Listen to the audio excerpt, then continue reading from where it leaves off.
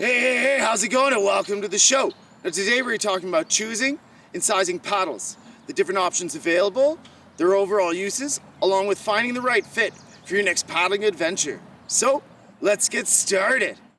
Now, when choosing which kind of paddle suits your needs best, with so many varying options available, the first thing you should do is to think about what kind of paddling you'll be doing and in what water conditions.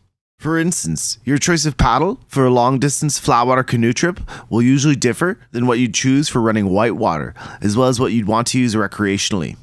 This is usually determined by the materials used in its construction, the length and shape of the shaft, as well as the overall blade shape of the paddle, with many of these features performing better in different conditions. Wooden paddles are an all-around classic choice for paddlers of all kinds and come in a wide variety of shapes and sizes, but in short, there are two main blade shapes that you'll come across, the Beavertail and Ottertail paddles. Beavertail paddles have short and broad blades that are designed to pull as much water as possible, providing more power with each stroke, as well as being great at accelerating quickly, but have the tendency to tire you out over long extended periods. A popular choice for most recreational paddlers and those looking for versatility on the water. Ottertail paddles tend to have long, narrow paddle blades designed to cut through wind and to be as efficient as possible over long extended periods, but have less overall pull with each stroke, which can make it hard to make quick moves in a pinch. Perfect for long distance canoe trips on open water and in rough windy chop. Most Ottertail and Beavertail paddles will usually have a straight shaft along with a palm grip for ease of use and comfort, with some models having an asymmetrical palm grip, which is usually ergonomic but forces the user to use the paddle in the same direction. There are also bent shaft paddles, which feature an offset or bent blade from the shaft of the paddle. These paddles are designed for maximum efficiency over long distances. This is accomplished by keeping the blade vertical in the water throughout the paddle stroke, but they tend to be less maneuverable and versatile, especially in rough water. Traditionally used by marathon racers, these paddles are becoming increasingly popular as a wilderness paddle amongst canoe trippers on flat water. In regards to overall construction of wooden paddles, there are two distinct types. For one, there are traditional paddles, prized for their craftsmanship and feel. These paddles are carved out of one large piece of hardwood, usually made from ash, maple, or cherry. Paddles like this are usually made with a long, narrow Ottertail blade. This is historically due to a lack of available wood large enough for paddle construction with broad blades. Nowadays, most wooden paddles on the market are laminated paddles, which are generally constructed by taking several smaller pieces of various woods and gluing them together, usually leaving several visible stripes or lines called plies down the paddle blade and grip. The amount of plies indicates how many pieces of wood were used in the construction of the paddle. For example, a 3-ply paddle will be constructed out of 3 pieces of wood, whereas a 5-ply paddle will be made from 5. In general, the more pieces of wood used, the more intricate the paddle.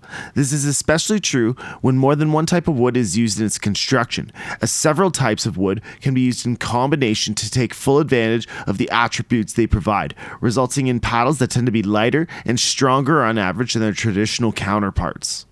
Now, another notable feature to look out for in a paddle is the presence of a tip guard, which provide much higher level of durability in those high wear locations and will increase the paddle's overall longevity.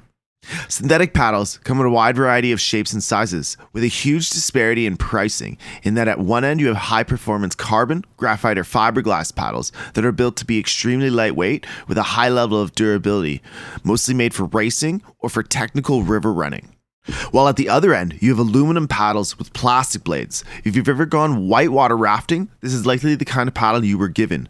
Usually made as an all-around low-costed recreational paddle that can be used and abused.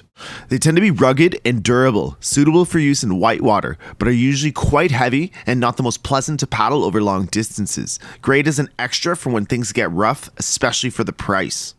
High-performance synthetic paddles vary greatly and are usually made for very specific uses. For instance, whitewater paddles are usually made out of carbon or have a reinforced fiberglass blade for maximum durability and rigidity, with higher-end models being entirely made of lightweight carbon.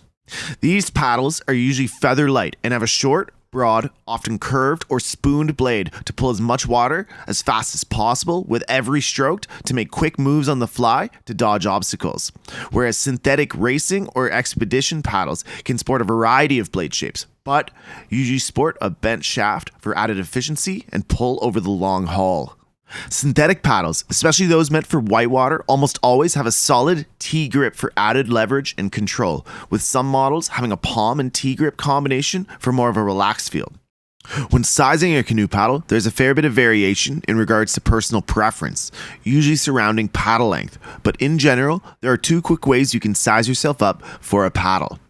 First off, you can sit down in a chair with your back straight, putting the grip of the paddle between your legs and the blade up in the air. The throat of the paddle, the place where the blade meets the shaft, should be at the forehead. If sizing a bent shaft paddle this way, it should be more or less at eye level.